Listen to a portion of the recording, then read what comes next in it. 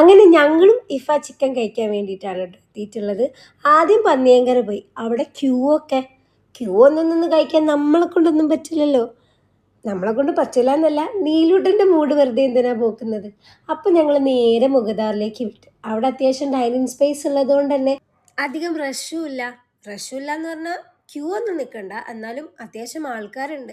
ഞാനും നീലൂട്ടനും എന്ത് ചെയ്തു, വേഗം പോയി സീറ്റൊക്കെ പിടിക്കാമെന്ന് വിചാരിച്ച് പോയി.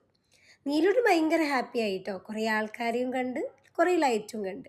ഞങ്ങൾക്ക് സന്തോഷിക്കാനുള്ള സാധനം ഇതാ മോനെ എത്തിക്കഴിഞ്ഞു.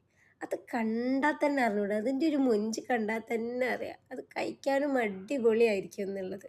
ആ പൊറോട്ടയൊക്കെ കണ്ടില്ലേ, ആ ഗ്രേവിയിലും കൂടെ കുളിച്ച് മയങ്ങി കിടക്കുകയാണ്. ഇനി അതെടുത്ത് വായിലേക്ക് ഇടുമ്പം ഔ അടിപൊളിയായിരിക്കും. അപ്പം അതാ നമ്മൾ ആ പൊറോട്ടയും ചിക്കനും ഗ്രേവിയും ആ ഒരു ക്രീമി ടെക്സ്ചർ അടിപൊളിയാണ് കേട്ടോ. ആ ഒരു ടേസ്റ്റ് നമ്മൾ ഫസ്റ്റ് ടൈം എക്സ്പീരിയൻസ് ചെയ്യുമ്പം അതിൻ്റെ ഒരു ടേസ്റ്റ് എന്ന് പറഞ്ഞാൽ അടിപൊളിയാണ്. ഒരു മസ്റ്റ് ട്രൈ ഐറ്റം അങ്ങനെ തന്നെ പറയണം. പിന്നെ ഇഫ ചിക്കൻ ആണെങ്കിലും മന്തി ആണെങ്കിലും അത് കഴിഞ്ഞാൽ ഒരു സെവനപ്പ് അത് നിർബന്ധമാണല്ലോ.